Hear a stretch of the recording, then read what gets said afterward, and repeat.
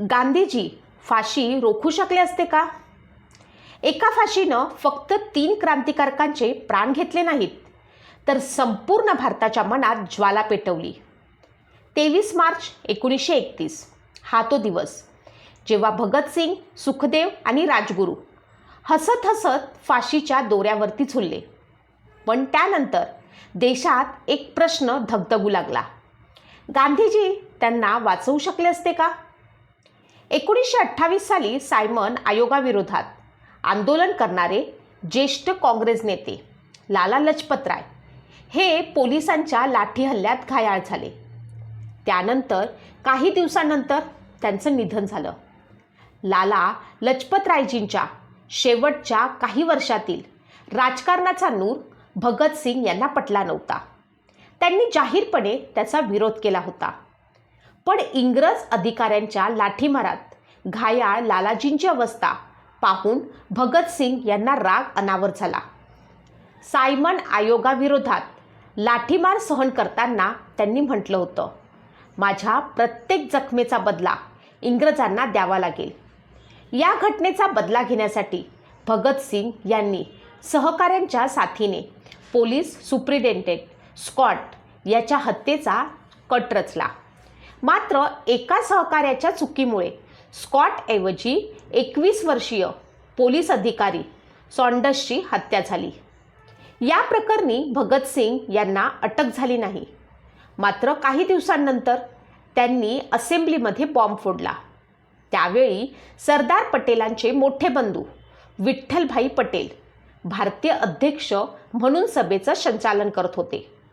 भगतसिंग यांचं उद्दिष्ट जीवितहानी करणं हे नव्हतं. ब्रिटिशांना खऱ्या परिस्थितीची जाणीव व्हावी हा या बॉम्बस्फोटामागचा उद्देश होता. बॉम्ब फेकल्यानंतर भगतसिंग आणि बटुकेश्वर दत्त तिथून पळ काढू शकले असते, पण ते पोलिसांच्या स्वाधीन झाले.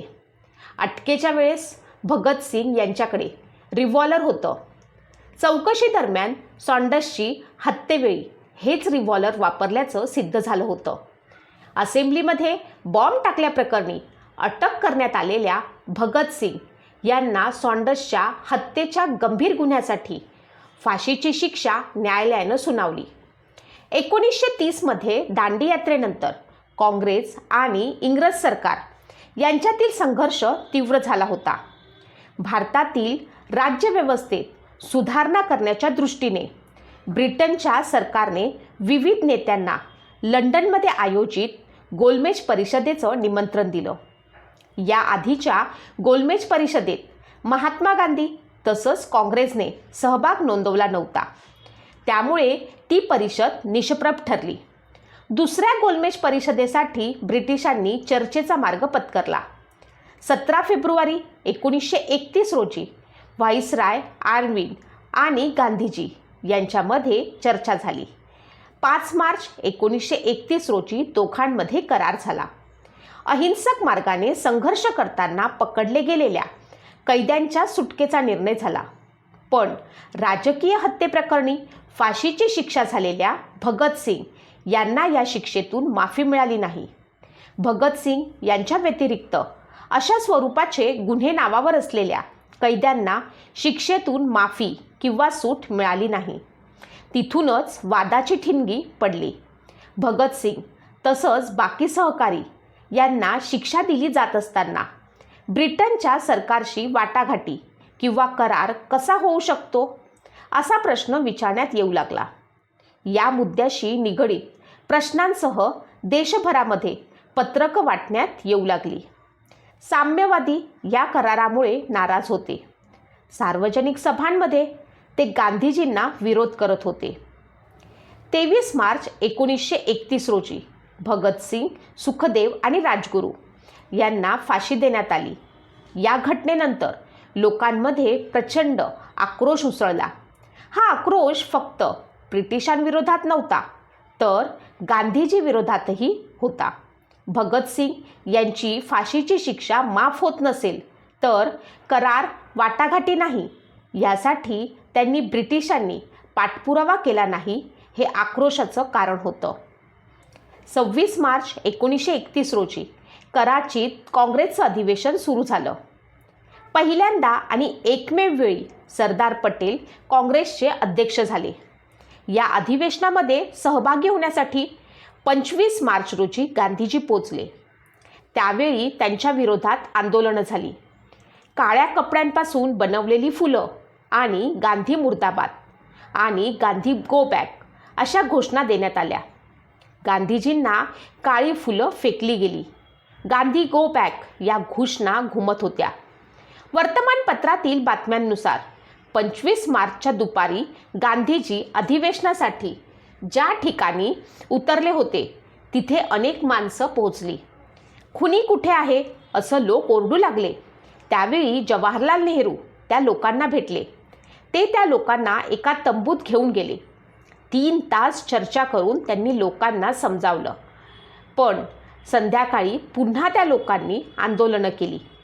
काँग्रेसच्या अंतर्गतही सुभाषचंद्र बोस अनेक नेत्यांनी गांधी आयर्विन कराराचा विरोध केला. ब्रिटिश सरकार भगतसिंगांना दिलेली फाशीची शिक्षा माफ होत नसताना त्यांच्याबरोबर करार करण्यासाठी काही आवश्यकता नाही असं या नेत्यांचं मत होतं. पण काँग्रेस वर्किंग कमिटीचं संपूर्ण समर्थन गांधीजींना होतं.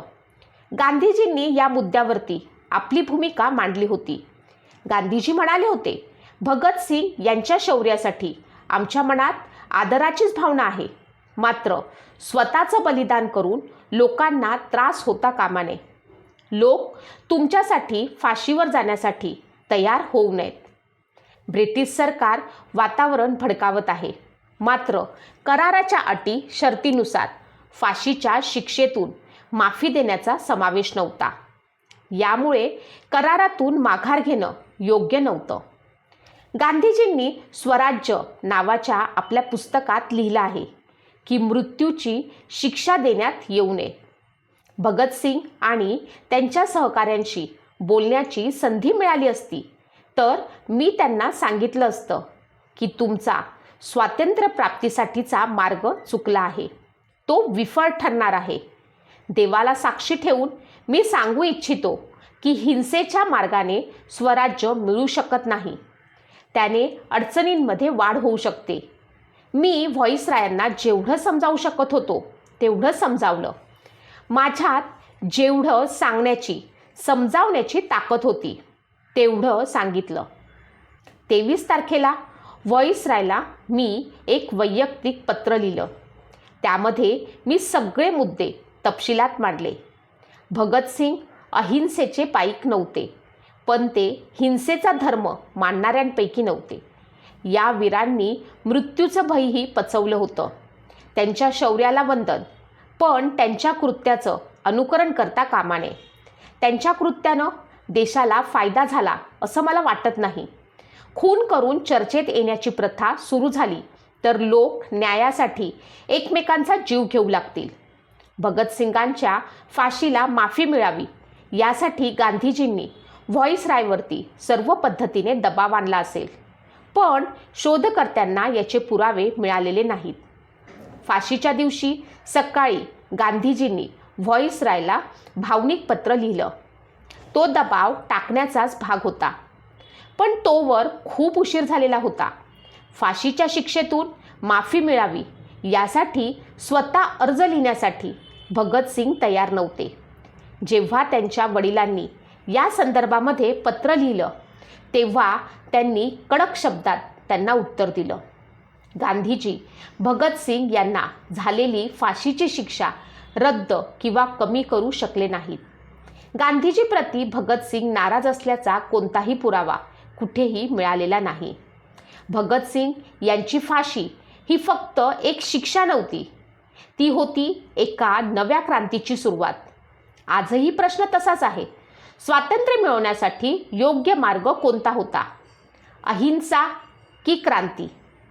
पण एक गोष्ट निश्चित आहे, त्या तिघांनी दिलेलं बलिदान कधीही विसरता येणार नाही.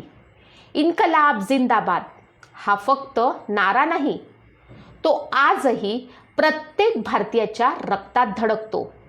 जर तुम्हाला अशी खरी इतिहासाची माहिती आवडत असेल तर व्हिडिओला लाईक, करा, शेअर करा आणि चॅनल सबस्क्राईब करा. जय हिंद.